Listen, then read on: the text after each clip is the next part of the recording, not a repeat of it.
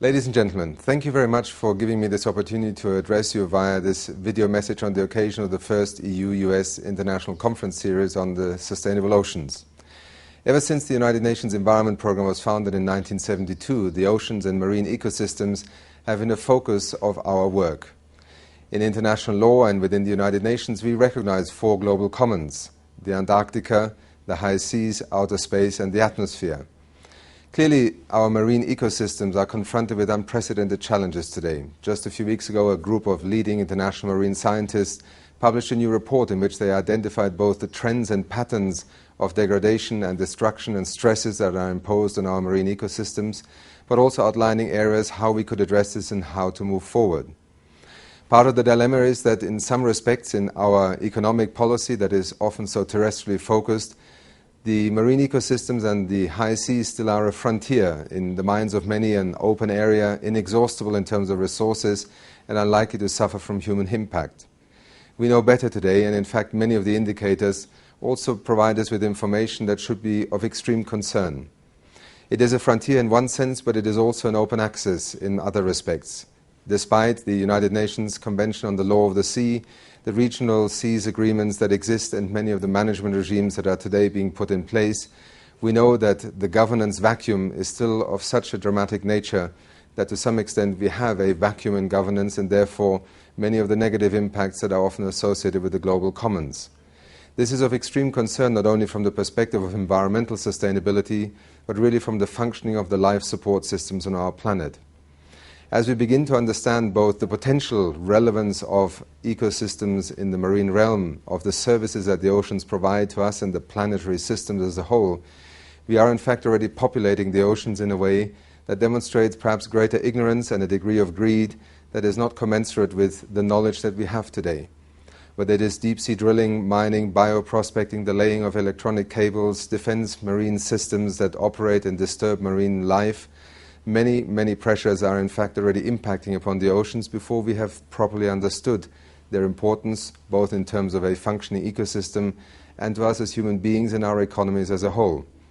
You can dive very deep into areas today where no human being has been before, and you will find the litter and the waste of civilization in the form of plastic, metals, sunk ships and containers, waste essentially that is dumped into the seas alongside the billions of liters of untreated sewage that continue to lead to problems that are associated with deoxygenated zones, with pollution, with the loss of marine life, and clearly a cumulative impact that is close to bringing us to a point where many of these marine ecosystems in specific locations are close to collapse.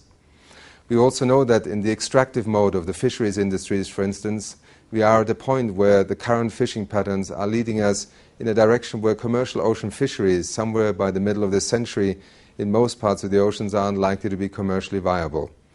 The impact on billions of people in economic terms, but also in basic sound ecosystem service terms, is frightening.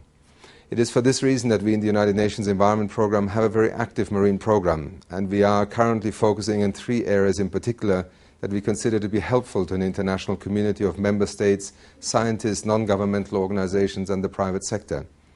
The first area is to further contribute to the understanding about marine biodiversity and ecosystems through assessments. We know a great deal, but we do not yet know enough in order to advise governments in how to manage these ecosystems, where the greatest pressure points are and what the greatest priorities are for action, both in the immediate and medium term. A second area of intervention is the spatial management tool. We believe that in many respects trying to understand how best to use the oceans, use them sustainably, but also use them in a way that can benefit the ever-growing populations and demands that we have in terms of natural resources, in terms of food and protein, clearly demand that we do use the oceans also as part of maintaining life on Earth, on the terrestrial parts of it. Our spatial management tools are an approach to try and understand both the science and the functioning of these ecosystems, but also provide a process by which many stakeholders can begin to work together and collectively in governing the use of these resources and to ensure that they are available for future generations. The third area on which we are focusing has to do with governance. Clearly the instruments we have so far, from UNCLOS to the regional seas agreements, are important steps in the right direction, but clearly are inadequate at this moment in time. Unfortunately, the notion of open access and the negative implications in terms of managing the global commons are clearly visible to all that wish to see at what is happening in our oceans today. Our work has to move forward. It has to move forward collectively because clearly the oceans do require international action, they require collective agreements, and they require also compliance and enforcement. I believe that the Rio+20 conference next year in 2012 in Rio de Janeiro, 20 years after the Rio Earth Summit, is a moment in which the oceans will feature prominently, partly because our understanding has increased significantly, partly also because the footprint of human activity has become so much more obvious, and partly because nations realize that protecting this vital part of our functioning planetary system has now become a priority for nations to work together. UNEP is also contributing to this discussion with a report of the green economy in a blue world, which is trying to capture many of the strands of both economic and political and social relevance to agreeing on an international regime for managing the high seas and for conserving and sustainably using marine ecosystems.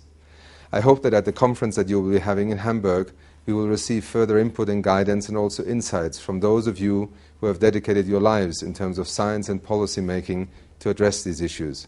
Please count on us in the United Nations Environment Programme to be close partners and allies in this effort, and that we will work on our side to ensure that member states will, in Rio next year, make oceans a priority for renewed commitment, but also for far more dramatic progress than we have achieved in the last 20 years.